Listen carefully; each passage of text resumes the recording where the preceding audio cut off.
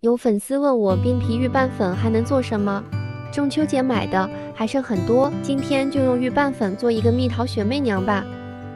先把桃子洗干净去皮，切成小丁，加白砂糖抓拌均匀，盖上保鲜膜，冰箱腌制1个小时。桃子皮煮5分钟，捞起来加桃子丁，接着加冰糖煮至冰糖融化，再加柠檬汁熬制成蜜桃酱，放凉备用。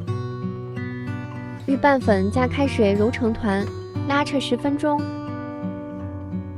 面团加入粉色色素，揉成粉色的面团。